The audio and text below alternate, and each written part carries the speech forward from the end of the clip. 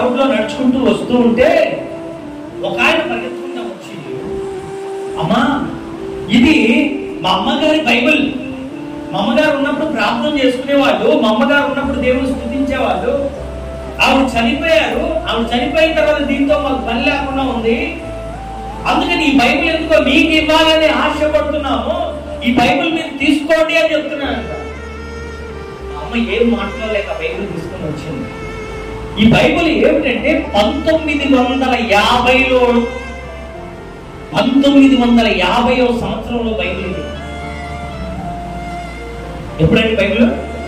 1950. ఇప్పటికి ఎన్ని సంవత్సరాలు అయిపోయింది? దగ్గర దగ్గర 74 సంవత్సరాల 74 సంవత్సరాల క్రితం బైబిల్ ఎంత విలువైన ఒక వాక్యం, అంత సంవత్సరాలుగా తల్లి గారు ప్రార్థించిన ఆరాధించినటువంటి బైబిల్ని వాళ్ళు వద్దనుకొని తీసుకొచ్చేసి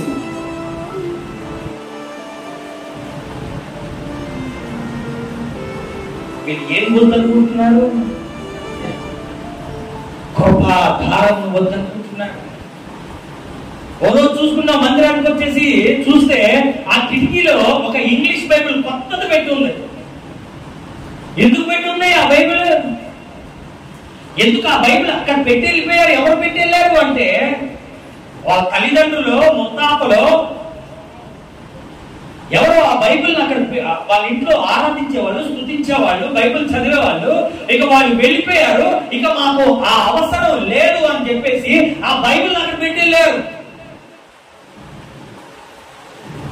మొదకాల సమయంలో చూస్తే, పోయిన ఆదివారం పొద్దున్నే వచ్చి చూస్తే ఈ ఫోటో కిటికీలో పెట్టి ఉంది. ఈ ఫోటో కిటికీలో పెట్టి ఉంది. ఏంటి కిటికీలో పెట్టి వెళ్ళారు? ఈ బైబిల్ ఈ పటం కిటికీలో పెట్టి వెళ్ళారంటే వాళ్ళకు వద్దు అనుకుని ఆ బైబిల్ అక్కడ పెట్టారు. ఈ 1950 సంవత్సరాల కాలం నాటి ఈ బైబిల్ ను వద్దనుకొని పెట్టి వెళ్ళారు.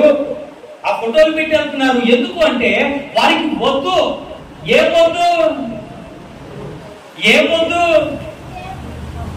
వాళ్ళ అమ్మగారు ప్రార్థన చేయగా, వాళ్ళ తల్లి గారు ప్రార్థన చేయగా, వాళ్ళ కుటుంబ సభ్యులు ప్రార్థన చేయగా, వాళ్ళు ప్రార్థన చేయగా వచ్చినటువంటి కృపను బట్టి వాళ్ళు ఆశీర్వదించబడి, దీవించబడి నిలబడినటువంటి ఆ కృపాధారము వారికి వద్దనుకుంటున్నారు.